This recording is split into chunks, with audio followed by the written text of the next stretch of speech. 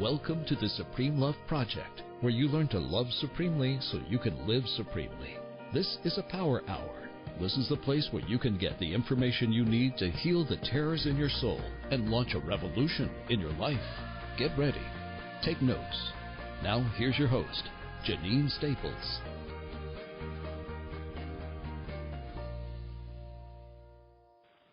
Hello, everyone. Welcome back to the Supreme Love Project.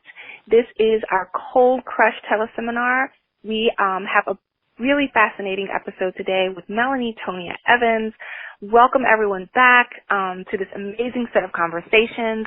Melanie, can you hear me? I can, Janine. Hi. Hi. I'm so excited. So for all of the Supreme Lovers and the Thrivers who are tuning in from all over the world, Melanie and I just had a few moments alone to talk and catch up really quickly, and I found myself gushing all over her because I think of Melanie as one of my coaches, and she's a mentor to me and just a wonderful example. For many of you who don't know, I should tell you briefly that I am a survivor of narcissistic abuse. I was involved with two men who suffered from narcissistic personality disorder, and it was Melanie Tonia Evans' work that helped me to become a thriver. It was really integral in my program of support towards healing, and in addition to my own research program and my own therapeutic bundle, Melanie's work is just fascinating. So Melanie, welcome back to the Supreme Love Project. Welcome to the Cold Crush teleseminar. We are happy to have you. Thank you, Janine, and it's such a joy to be here. Yeah. So Melanie, please take a minute and just reintroduce yourself to the Supreme Love Project, to all the new women from all over the world who are tuning in, to the Thrivers from your network. Tell us a little bit about your history, your background, your level of expertise. Well, I didn't know that I was going to grow up to be a Narcissistic Abuse Recovery Expert. I'd been in the self-development field for quite some time, but it wasn't actually until I had the life and death experience of a narcissist that I really believe that I finally came home to me and found out how to up-level and release my traumas and be able to thrive in life in ways that I actually never even knew was possible before I was abused. So I really look at it as a divine intervention that happened for me and not to me, because in the personal development stuff I've been doing a lot of stuff cognitively for decades, and I'd had anxiety and I'd had depression and I'd had disappointing relationships, and I was like a very typical profile of somebody who can be abused. I was intelligent and smart and able to get on with my life and get up and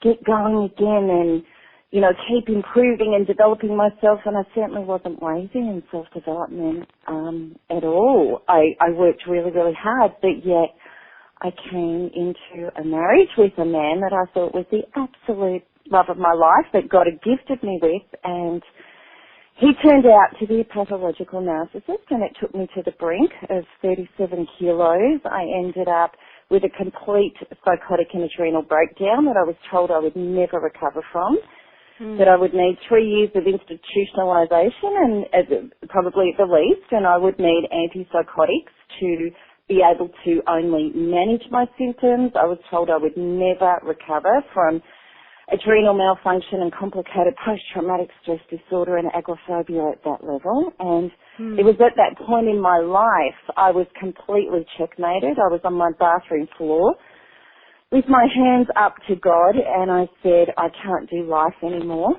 I'd lost everything. I'd lost 2 properties. I'd lost my reputation. I'd lost family and friends. And I was hooked and obsessed to this man that was destroying me. I got to the part where I felt, I can't live with you, you're going to kill me, and I can't live without you, that will kill me. And that's when I had the breakdown. And then I had nothing left of me. I had no mental or physical capacity to continue on in life. And when I hit that bathroom floor, I had a profound experience. And it was like I got out of the way, and God or source or creation or whatever your version of a higher power, my higher power came through me. I was shown exactly why this had happened to me, and I was shown that there was a way to heal this. And that began an incredible miracle where I talked my way out of antipsychotics and institutionalisation, which would never have happened. Intervention was at play, and I moved forward into this incredible search. I knew how to heal. I just didn't have the tools to heal yet. And it was an 18-month discovery and search, which led me to incredible synchronicities and eventually Quanta Freedom Healing, which was birthed really through me, which now to date has set me free to the most incredible version of myself and life I could imagine, but also thousands of other people from over 80 different countries worldwide that had suffered narcissistic abuse. So I guess that's it in a nutshell, Janine. Wow. Melanie, every time, now I've heard your story probably a dozen times, at least 2 or 3 times from you personally. Each time I hear your story, I feel wowed, I feel inspired, I feel attracted to your energy and your story because so much of what you experienced is similar to mine.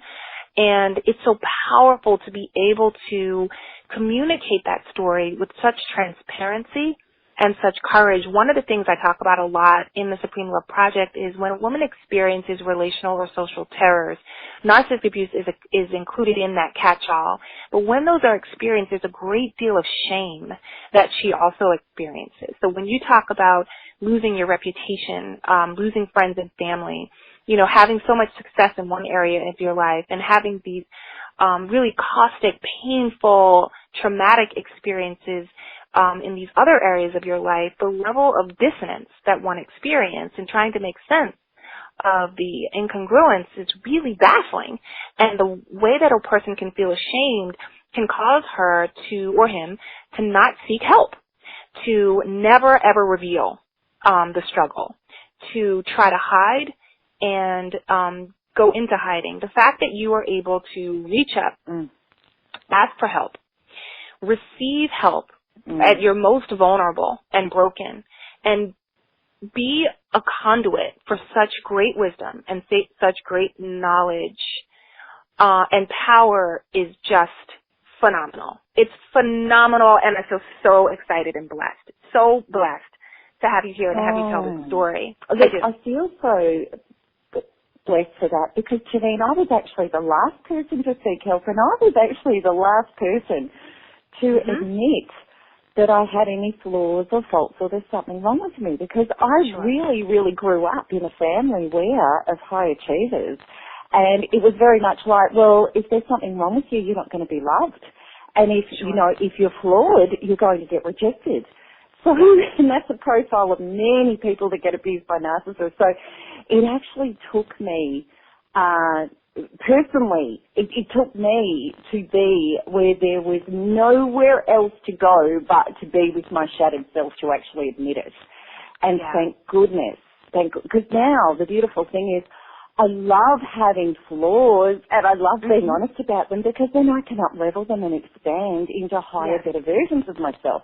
Because if we don't get healed, we can't heal. Well, if we don't get real, we can't heal. That's right. And that's right. I never realized that before. This happened to me. You know what? I'm so glad that we're moving into this topic because it's so important to be, it's so important to be honest and transparent. And that is a lesson. It is a working lesson that one needs to grow into. And sometimes one needs to jump into. Sometimes you can't worry about growing into it or take the time because you jumped into being naked and honest. Because when you have come to a rock bottom. Absolutely. When you have come to a space where you literally have been crushed by life and the cellular connections that you are drawing into yourself are reifying and resembling an external experience of pain that is recurring over and over and over again until you are broken down, that honesty is your saving grace. And it's a powerful thing to come to that part in your life, where you feel like, I don't care anymore. I don't care what people think of me. I don't care what anyone says about me. I have to be free. That's right. I have to let go of this thing, this narrative, this story, this facade, this energy, this outlook, this mindset. I've got to be free. You can just break out of your skin. You're so sick of it. Or maybe you're not so sick of it, but maybe you're just so weak. I just want to say some translation for some of the people who are listening. When Melanie said that she had come down to 37 kilos, that translates as 85 pounds. It's 85 pounds. It's the size of a small child. And so when you talk about the effect that your soul composition was having on your physical body, and the effect that the composition of your soul and your unhealed parts were having on the life that you were constructing, the reality that you were building. I talk about cold crush. What I'm talking about is breaking through some of the boundaries, the barriers to our understanding about the patterns that we've generated in our lives, breaking down the boundaries to our hearts that cause us to not seek out intimacy, not ready ourselves or avail ourselves to vulnerability, to nakedness, to honesty. When I talk about cold crush, I'm talking about crushing or melting some of that tundra that we have built around ourselves to keep ourselves away from love. We're intimidated by life. We're intimidated by love. And so we have, for a lot of us, we have created an island in our soul so that we can't connect to ourselves. We can't connect to other people. And we often are tricked into weeks, months, years of a facade where we have a semblance of intimacy, where we think love bombing, for example, is true love, where we think, the connections that we make that are flashes in the pan are the reality that we've been hoping for or wanting for, and we don't understand what it means to have unhealed parts. So really what I want you to talk about today, Melanie, is what are our unhealed parts and our disowned parts? What do you mean by that? Okay. Well, the thing is, because we're human and we're within the human experience, we have, in the collective body as well as the personal body, we have wounds, we have traumas. Look at human history. Look at survival. Look at the brutality. Look at the facts that, there's been, especially for the female pain body too, there's been rape. There's been a lot of sexual abuse down through the generations. Look at the last 5,000 years. Yeah. So, in all of our DNA, we have a lot of terrors, we have a lot of wounds, we have a lot of traumas. For women, it's only really been within the last 50 years, even in so-called civilized society, that a woman can actually be a generator of her own security and survival. So for many women, we literally have a trauma, no matter how logically, cognitively capable we are. We have a trauma that without a man I can't survive. And that I had that running. A lot of people have had that running. So, so what happens is so much of this stuff can be really, really unconscious. And it's our normal because our mothers did it or our fathers did it, our parents did it. We are coming out of relationship of survival, like codependent survival is what the model's been. A man and a woman get together because he's the breadwinner. She keeps, the fire stoked and the meals on the table and the kids well. But we're moving out of that into conscious co-creation, which is all about equality and partnerships and mutuality and being able to connect at a deep mutual respect and love and approval for self and others level. So we're coming into oneness rather than this idea of gender separation and I need you, you need me. It's more like, well, two wholes can come together to create a much more whole-rounded, mutually loving relationship than where it has been. Now, so we're in this massive shift. It's an unprecedented shift on the planet. So now what is happening is what is in separation and opposition is now exploding and our traumas are exploding. So our dense pain, this is what narcissism is doing on the planet. When somebody who is abusive or painful and disappointing in your life, what happens is, I call them aides. I call them angels in disguise, posing as abusers or disappointing people or selfish people. Because what happens is they come into our lives as adults and they're actually triggering our unhealed stuff that happened in our childhoods. Yeah. And also, too, what is generational within our DNA? This is the patterns of the human race. This is the patterns of our parents and our parents' parents and their parents. And the abusers in our life, we're all in this together because traumatized people who traumatize us are actually traumatized people who were traumatized by other traumatized people. Sure. So this is all about woundedness. Yeah. And the thing is, when we get out of our woundedness, the problem is we've been in a pattern in life where we were taught that to change our life, we need to change the people and situations outside of us. And it's fruitless because we cannot force anybody to change. We cannot make something. See, we've been in this model. If I can change you, well, then I can be at peace.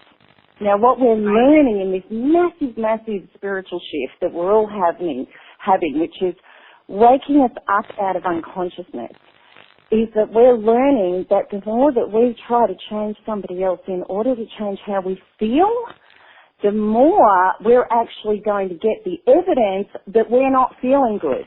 They're going to just push back harder and they're going to energize harder our unhealed business, our original traumas that we haven't come inside to self-partner and heal yet. But what happens is when we actually address our trauma, when we say, you know what, this actually isn't about you, you're just pushing a trigger for me, which is the purpose of relationship, absolutely. You're pushing a trigger for me on an unhealed part of myself that I haven't self-partnered with yet, to love myself enough to release and up-level this trauma, which means to let go of fear and pain and to bring in love, to bring in God, higher self-love, whatever you want to call it, your higher self. Because when I can do that, I'm going to shift. And what's going to happen is one of two things, or three things, is that all of a sudden you're going to stop pushing my buttons because no longer are you that loving soul presence in my life posing as an abuser having to push my buttons so that I get the opportunity to heal something I could have never healed before this time. So you might actually just stop doing it. Or you might keep doing it, but because I am no longer derailed into a powerless 5-year-old, which was my original wound on this, I can show up as an adult, have clear boundaries with you, without being derailed by cortisol and adrenaline. And I can say, look, this is my line. This is what I need from you. Either you step up and meet me here or I'm going on to have my experience without you. No? And or you just recognize that, and if they have got the ability to up-level with you and step into an evolutionary relationship with you, they will go, oh my God, all of a sudden you respect you and love you. Now I'm inspired to respect you and love you. Because we will only ever, and this is huge, it's so key, we will only ever accept a level of love and respect from others that matches the level and respect we have for ourselves. And if we haven't established and healed that yet, we are going to accept, which means stay with. You could be jumping up and down and screaming and going, oh, you're terrible and don't speak to me like that. But if you stay there, you're accepting it. And we will accept it if our own level of love and respect for ourselves is sufficient. And if we're traumatized and wounded and we haven't gone inwards to heal those wounds, well then we will accept levels of love and respect that will actually match our wounds. And it's so important to understand that. Melanie, that's a powerful set of statements, powerful. And I want to co-sign every single word that you said. And I want to say to some of the women who are listening to the interview who are saying, wait a minute, I just thought I was going to hear an interview with some quick tips about how I can feel better fast and, one way that I could build intimacy in one night. And now Melanie is talking about generations of trauma. She's talking about cosmic bonds that we generate in the pain body for humanity. The reason that we are going this deep, the reason it's so important for you to get this bigger picture is because if you don't, you will spend the rest of your life saying positive affirmations that don't work, going out to get beauty makeovers that don't change your life, spending money on shopping sprees to get a new look that will not attract a new partner. You will continue to spin your wheels in surface, shallow, materialistic, quick fixes that will not heal you. They will not heal you. So when Melanie is talking about going into your soul and into your body, more importantly, and checking your unhealed parts, your disowned parts, and learning to self-partner so that you can up-level, which will change your energetic vibe, which will change the level of awareness you have about boundaries and doing boundaries and being love, approval, and security to yourself. If you don't do that work, it doesn't matter how much time passes. It doesn't matter how old you are. It doesn't matter how much money you get. You will still not be healed. There are no shortcuts. Am I right? Oh, gosh. And there's so much spiritual bypass that goes on. And actually, with spiritual bypass, people that are spiritual and into self-development, and I was there as well, you actually have a ton of work to do if you're trying to manage your wounds and survive them and live with them rather than actually up-level them so they don't exist. That's what I was doing. And spiritually, oh my gosh, you know, I used to be up. I'd be meditating for an hour every day. I'd be saying affirmations for half an hour. I'd be reading books and journaling every night. I'd be in the bath, still reading and doing, you know, all of my spare time was spent on spiritual self-development work because all it was doing was managing my anxiety and my depression, which means my traumas and my addictive tendencies and all sorts of things. I was addicted to that stuff, which was really about escaping my inner trauma screaming at me, whereas when I went to go to them and heal them, well, I just don't have those traumas anymore. So there's nothing to manage. There's just space and life to be. And then when I get a trigger, of course, I'll go inwards and up-level it because it's like, well, that's beautiful. I just get to release energy of me that was stuck in survival. I release it into creation and inspiration, which means I go up another level to be the next highest expanded, joyous part of myself. So why wouldn't I love my triggers and go straight to them instead of trying to bury them and put ice cream on top of poop, which is what I didn't know. You know, I just did that for years. So many spiritual people do. And I think you're right. And I've said this to my community, and I'll say this to your community, the other communities that are joining us. I'm a Christian, and I am a Bible-believing Christian. I'm a super Jesus freak. I adore Christ, and I believe in salvation. And I was one of those people, too. I would spend hours in prayer. I would go to women's conferences at churches. I would do journaling. And I'm not saying that some of those things didn't soothe me for a period of time. They did. Yeah. They did soothe me for a period of time. They did provide some relief, but it was management of trauma and not healing of trauma. And it's difficult for some women who are very spiritual or very religious to admit that because it's almost as if it's that sort of admission to a lot of people. It seems as if you're going against God and saying that God didn't heal you or Christ didn't heal you or salvation didn't heal you. And that's actually not true. And this is just a caveat, but in terms of Christianity, the salvation that we get from Christ is to save our spirit, as a spirit, so that we can be reunited with Him. But your soul, which is anchored to the earth, and your body, which is carrying the memory of the generations, that needs to be transformed into the image of light. That needs to be continually healed. And Scripture tells us that over and over and over again. So it really is no conflict in what you're saying, Melanie, and what I am saying, and what a person's religious beliefs might be. Gosh, no.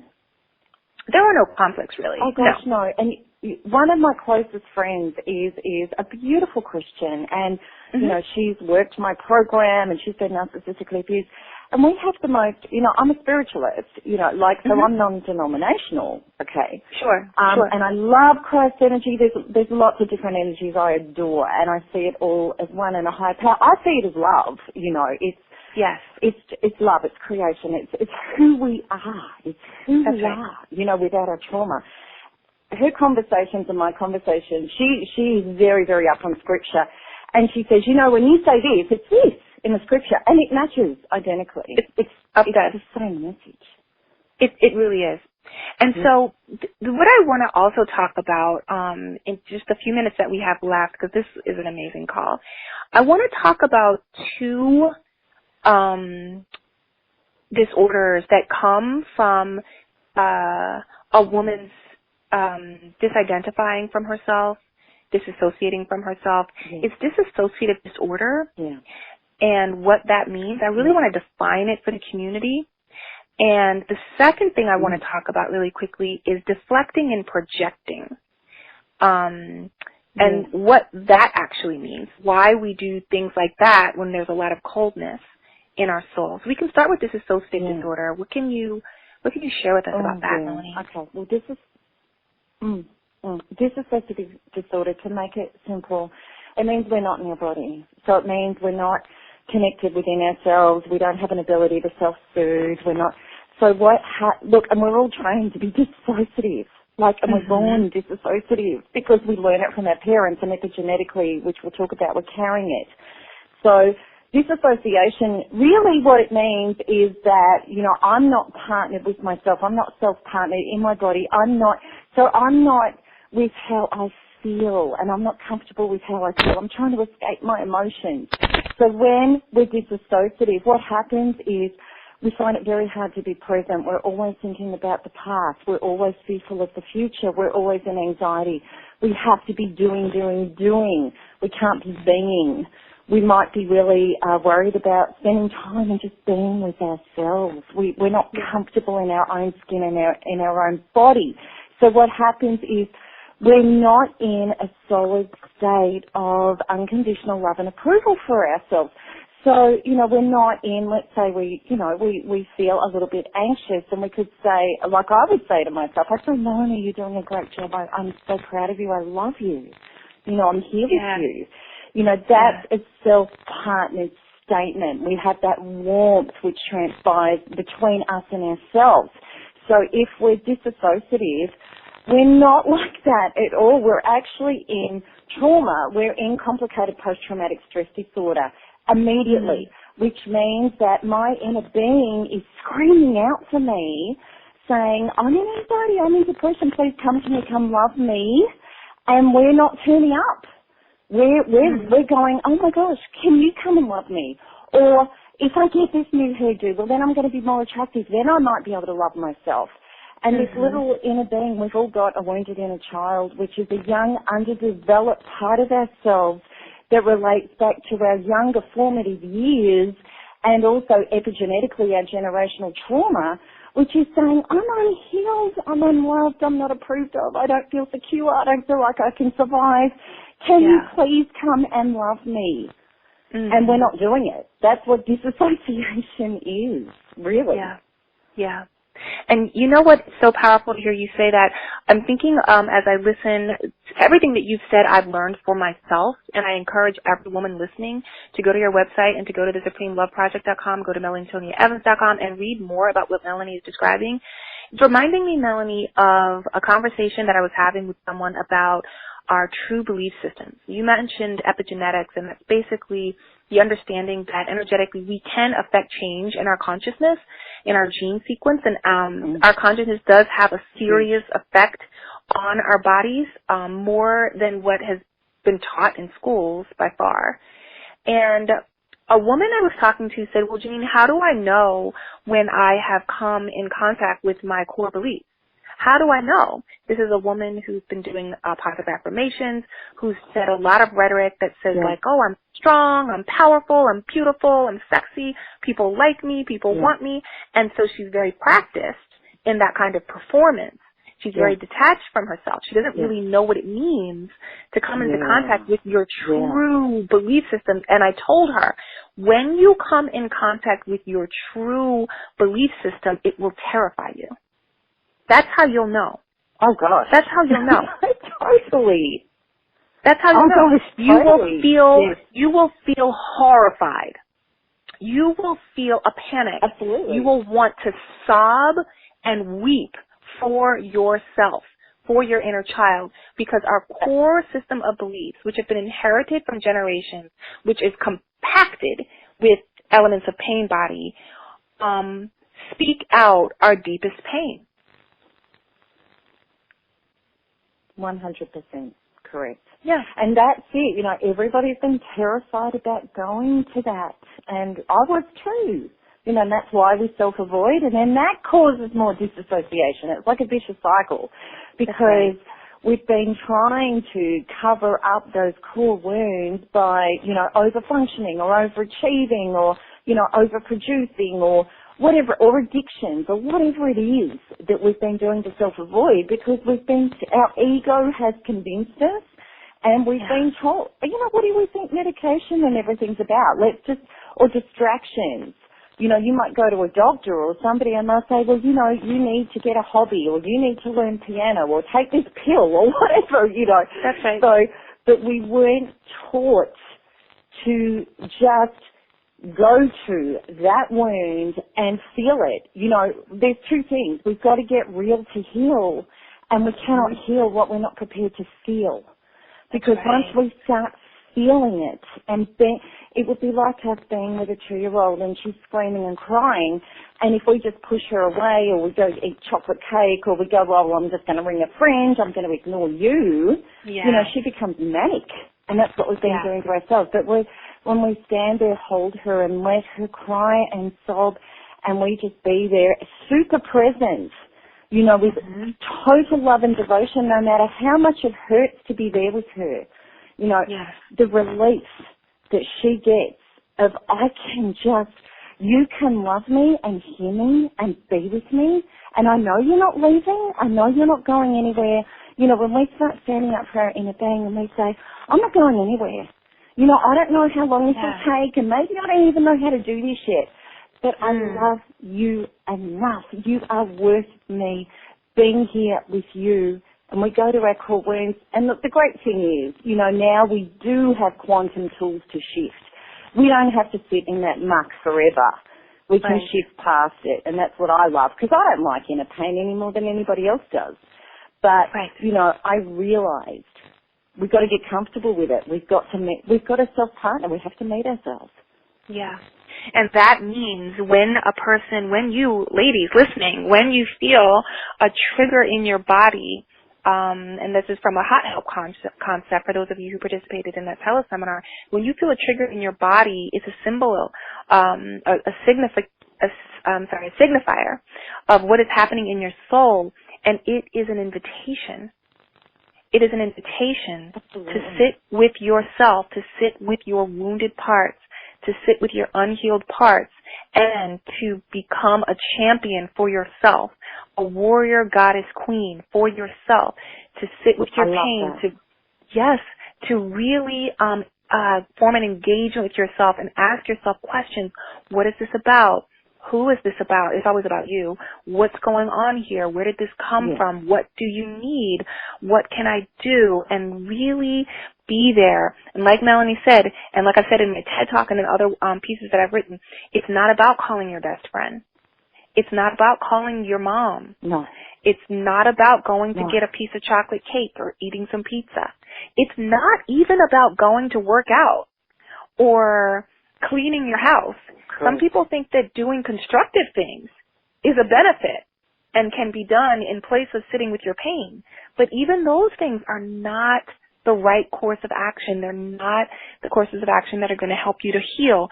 Just being with your pain and knowing the quantum tools and what I call the supreme love tools to actually exercise that wound, to treat it with supreme love, with quantum healing, and up-level it, so that you can get it out of your body so that it doesn't exist anymore. That's the solution to the cold crash.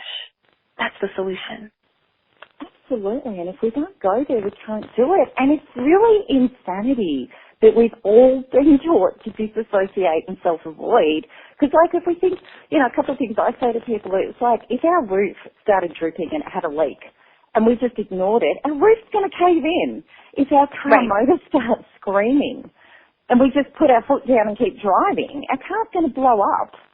You know? Yeah. It's no different with our inner being. That's right. That's right. That's right. And a part of what we talked about now, just sort of in an ancillary way, is about this deflecting and projecting. So if we are disassociating from ourselves, we will deflect, which means we will sidestep our issues. And in addition to that, we will project. And I've had this really powerful set of experiences. I've projected onto other people my wants and needs, my desperations, my obsessions, my panic, my insecurities, and I've had other people make me the scapegoat for their own pain and project onto me, making me the villain of their narrative story, of their life story. And in any case, it does just spin out a cycle of abuse. Absolutely. Absolutely. If we're not authentic, you know, we don't have to be perfectly healed to not be projecting and deflecting. Because the thing is, when we're totally authentic, when we say, you know, look, this is my stuff and I know, and I've met myself and I self-partner, we've taken full 100% responsibility for what's going on inside of us. So we don't have to be perfectly healed not to be projecting. But if we've disowned wounds, our soul has got one purpose only, and it's a powerful one, which is to evolve us out of false beliefs and identities into who we truly are, which is a free person living without trauma as God intended us to live.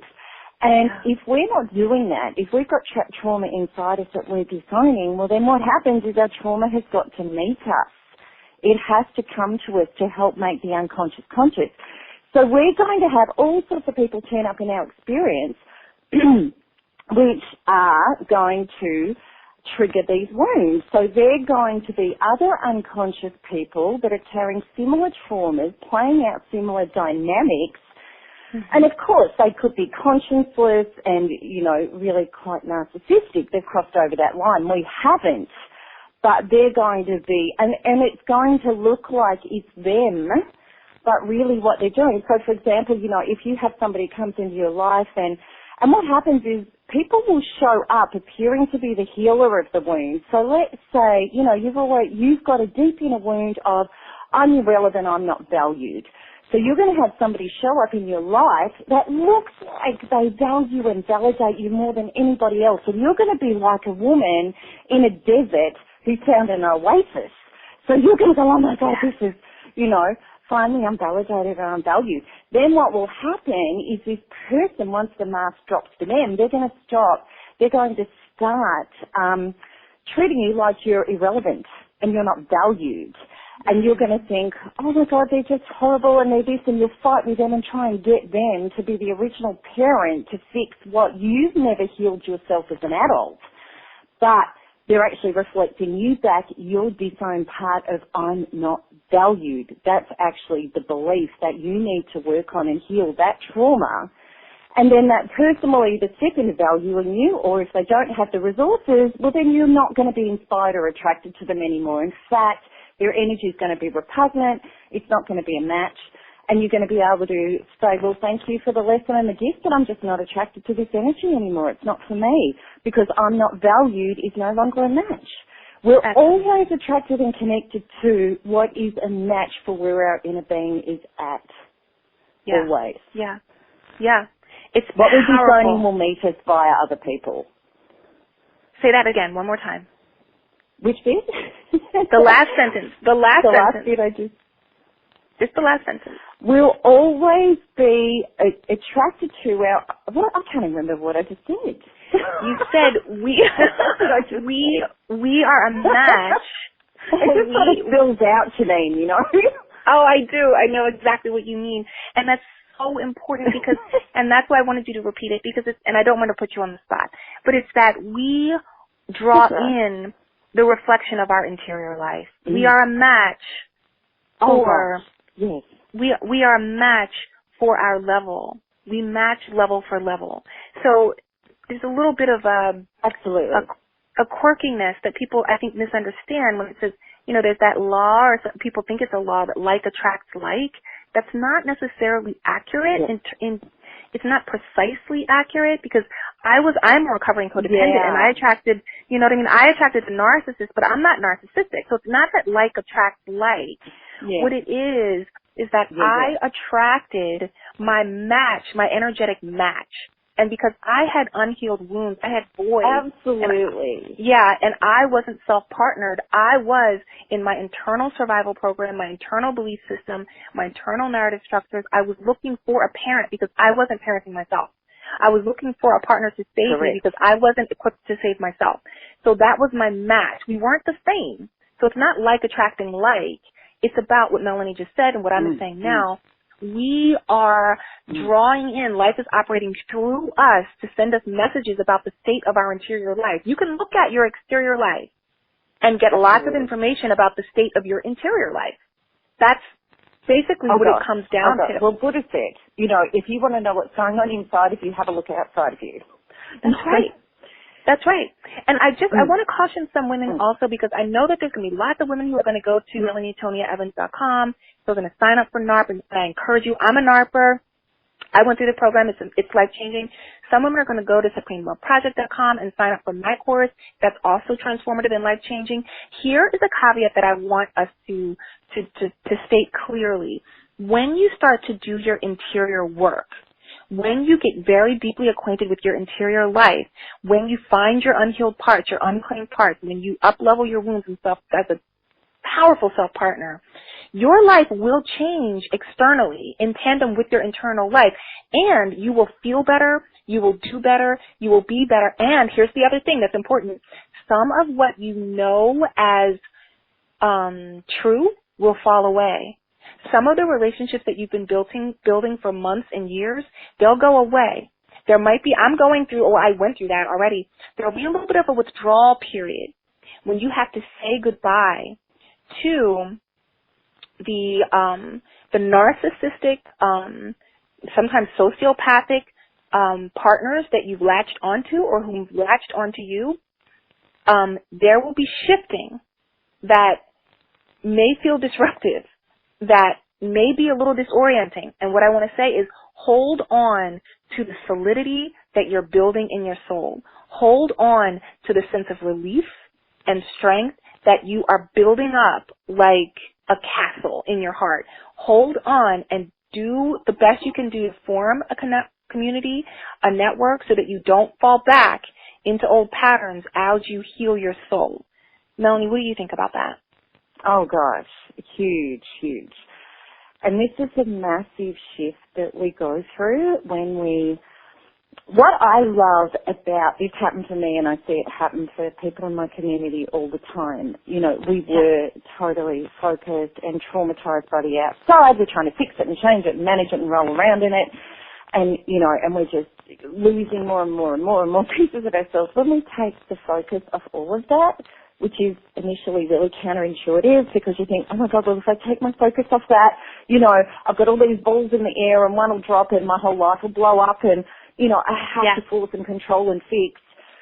And at first, it literally can feel like, because I was a massive control freak. I really was, So when we drop that stuff, initially we think, oh my God, but if we get so fascinated, super present, self-partnered, and dedicated and devoted to our inner being, and it is fascinating. It is so fascinating, like even when you're in deep trauma, you can go, oh my God, this is, and we actually get this sense of, I've come home.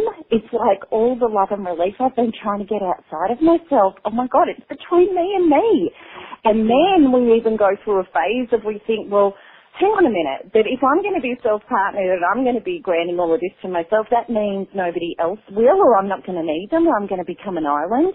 And it's actually the exact opposite, because what happens is once we start showing up for ourselves and we get super present and fascinated, and we actually have to get to the point, I'm willing to lose it all to get it all. All that stuff outside of my control, which isn't me, well, if it falls and if it does this and it does that, I'm dying anyway. I'm traumatized beyond belief anyway. I'm going to let go. You know, even if it's your child that's doing this or doing that or whatever, we can't control it. It's when we let go.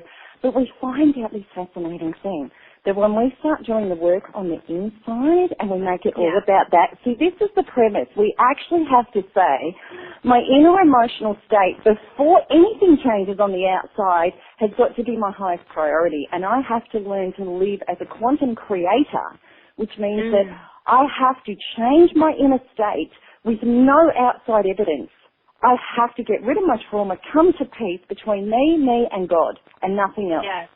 And when I do that, then the quantum changes in your life change on their own accord beyond recognition and in ways that will thrill you, that will become miraculous to you.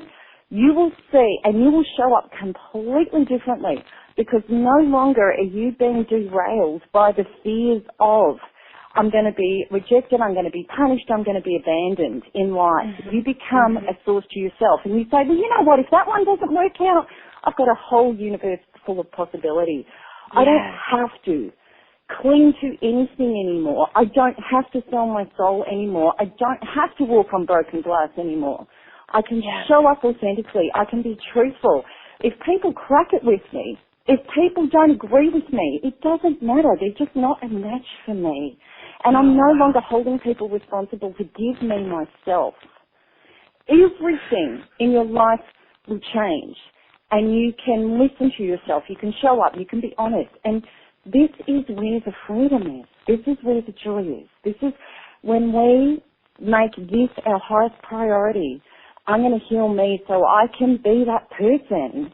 Your life will change beyond description no matter. You know, at 40, I'd lost my life. I lost everything. I'd been a high achiever. I had 2 properties I owned outright. Before I lost everything. I lost my health. I lost everything. And I promise you that the reignition of my life, because of the authenticity, is just, my life hadn't even begun back then. Now it has. Wow. Melanie Tonia Evans, you are a dream come true. I thank you so much. I feel so inspired. I feel so much deep gratitude to you for your story, for your work, for your inspiration. Everything that you just said resonated with me so deeply. As a person who is a recovering main chick, I'm a recovering codependent, to find that belief that you just articulated in my soul, which is that I need this person to survive, or that I can expect people to abandon me or reject me, or I can never get it right, or never find success in love or in life, or I should be ashamed of myself, or I need to be punished because I've made so many mistakes. All of the unhinged beliefs that I found at the seat of my soul, I've come to the conclusion of understanding how to up-level them, how to be with them, how to partner with myself, how to heal myself, so that I can say I am a witness to what you are describing. My life has changed in so many ways. I cannot even list them. One day I will list the ways that it has changed. And like you, coming into this phase of my life, I feel that my life is just beginning as well. It's powerful. I want to encourage every woman who's listening. There is hope for healing, not managing relational and social terrors.